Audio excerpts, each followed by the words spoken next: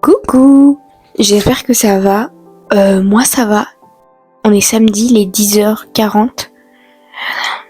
Je suis déjà réveillée depuis longtemps. Miracle, je sais pas. Tout ce que je sais c'est que je suis réveillée. Du coup, aujourd'hui je vais vous faire une petite vidéo pour vous donner des conseils. Parce que, oh là là, qu'est-ce que j'aurais aimé qu'on me donne des conseils, des vrais trucs. Je vous parle par expérience, il y a plein de trucs que je faisais avant le lycée et tout et qui m'ont pas aidé. Aujourd'hui, je vais vous donner 5 conseils, plutôt les 5 erreurs à éviter pour s'en sortir à peu près au lycée. Parce que bon, c'est bien facile de se dire plein de trucs, ouais, faut faire ci, faut faire ça, on nous dit toujours tout plein de choses, mais à un moment donné, il va falloir s'y mettre. Et s'y mettre, bizarrement, c'est plus difficile que tout simplement d'écrire sur un bout de papier. Ouais, les résolutions, nanana, je sais pas, c'est plus dur. Donc, on va mettre les choses en place, déjà qu'on sache ce qu'on doit pas faire, pour ensuite savoir ce qu'on doit faire.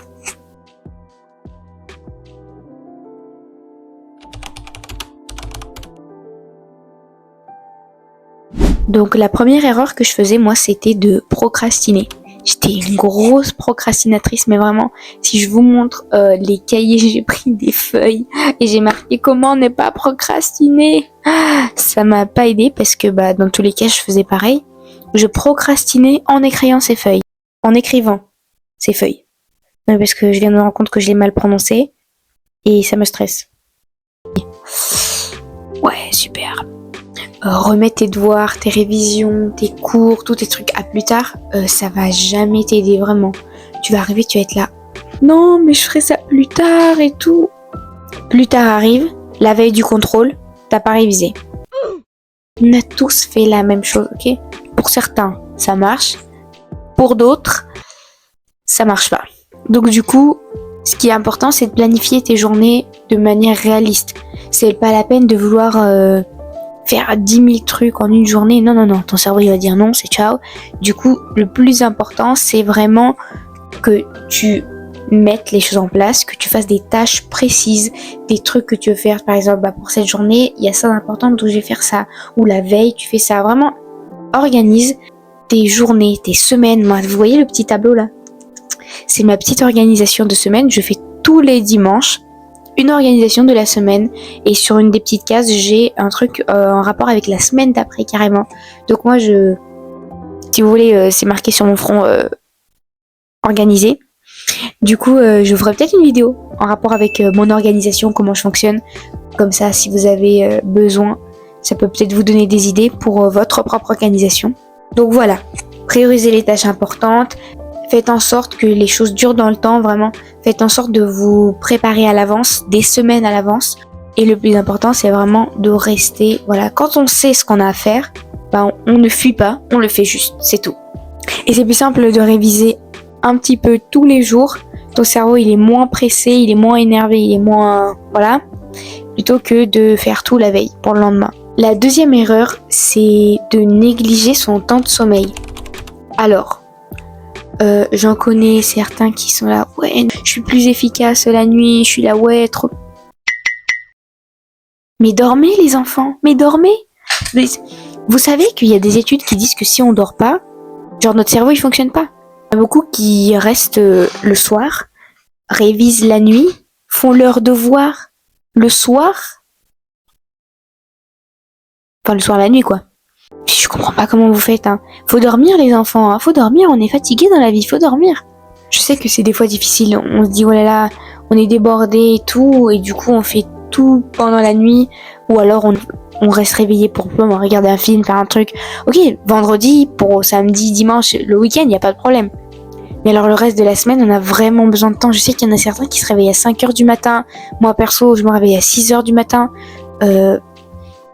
On peut pas dormir simplement 6h, 5h, 3h pour le lendemain, même si on a l'impression que ça va passer.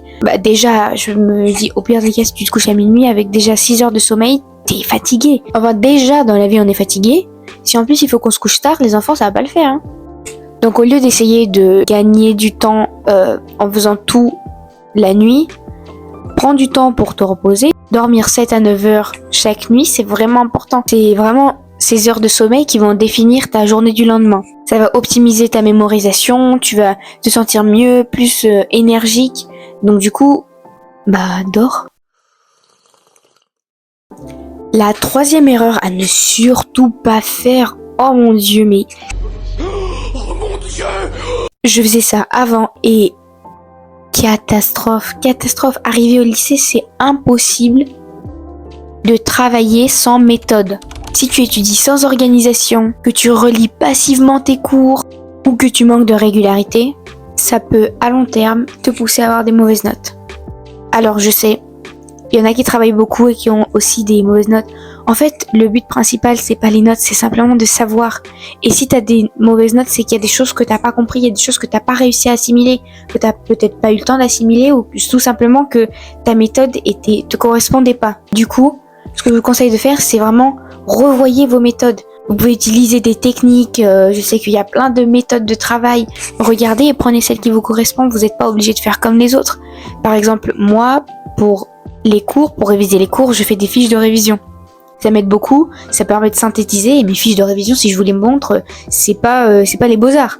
C'est juste une fiche synthétisée avec les mots-clés et les choses que je dois savoir, les définitions, les mots importants et du contenu. Donc, je fais des fiches de révision, mais d'un autre côté, pour apprendre mes verbes irréguliers, mes formules, mes dates d'histoire, j'utilise des flashcards. Sinon, j'arrive pas à réviser. Simplement le lire ou l'écrire, ça n'a pas vraiment marché pour moi. Les flashcards, c'était vraiment merveilleux. Vraiment, je m'en suis super bien sortie après avoir essayé. My bad. Il y a plein de techniques. Il y a plein de méthodes. Les enfants, on peut s'en sortir. Donc vraiment, prenez le temps de savoir qu'est-ce qui marche pour vous. Ça marche, je prends. Ça marche pas, je prends pas.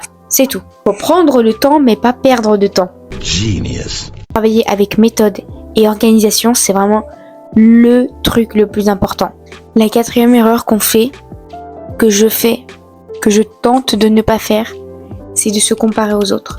Alors, se comparer aux autres, c'est tellement horrible et c'est tellement, je veux dire, ça n'a aucun sens. Regardez, on est tous différents, on n'a pas la même vie, on n'a pas les mêmes capacités, notre cerveau est différent des autres. Alors pourquoi est-ce qu'on devrait se comparer à eux? C'est bien de vouloir s'améliorer, c'est bien de chercher à faire plus, c'est bien. Mais se comparer aux autres au point de se rendre malade, de se dire qu'on est nul, j'en rigole parce que je me vois dedans en fait, parce que je me suis tellement comparée aux autres et c'est tellement récent que en vous le disant, je me convainc moi-même.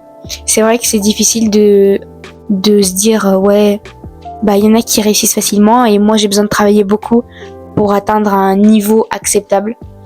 Mais soyez fiers de vous, soyez fiers de ce que vous faites. C'est tellement gratifiant de se dire que ce qu'on a fait nous, on a les résultats qui nous appartiennent. Tout ça c'est à nous, ça nous appartient. Et que dans tous les cas, l'amélioration, elle dépend que de nous. À force de se comparer aux autres, on a tendance à perdre confiance en soi. Et en se focalisant sur leurs résultats à eux, on néglige les efforts que nous on pourrait faire pour augmenter nos résultats. Donc, fixe-toi des objectifs personnels, des choses qui te poussent à aller de l'avant, des choses qui vont te pousser à travailler, qui vont te pousser à te réveiller le matin. Et surtout, concentre-toi sur ton amélioration, ta réussite. La cinquième erreur dont je voudrais vous parler, c'est vraiment un fléau entre nous, je veux dire, c'est vraiment un fléau dans notre génération. On a beaucoup tendance, nous, les enfants de notre âge, à négliger notre santé mentale. À force d'être dans une société qui cherche à faire toujours plus, on oublie de prendre des pauses.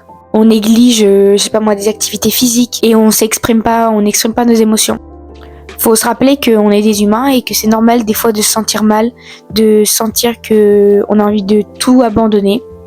Ça arrive et je comprends. Je vous le dis parce que moi j'ai été dans ces cas-là et heureusement que j'ai été bien entourée parce que sinon j'allais tout arrêter et je l'aurais regretté certainement. Donc pour remédier à ça, vraiment, prenez du temps pour vous. C'est vrai que c'est important de travailler, c'est vrai que c'est important de faire des choses, de faire des activités. Et même moi, regardez, je suis débordée d'activités, je fais plein de choses. Mais c'est vraiment important de s'accorder des moments de pause, des moments où on fait tout simplement ce qui nous plaît. Ce qui est bien, c'est que quand on prend de l'organisation, on peut prévoir nos temps de travail, mais aussi on peut prévoir nos temps de pause. Prendre du temps pour soi, prendre du temps avec ses proches, c'est important. C'est vrai que c'est compliqué. On sort de chez nous, il est 7h du matin, on revient, il est 18h. On a passé toute la journée dehors et pour certains, ça peut être un poids et c'est des fois difficile parce qu'après, quand on rentre, on doit faire nos devoirs qui nous prennent énormément de temps. On n'a plus beaucoup de temps à consacrer à notre famille, à nos amis, à notre entourage.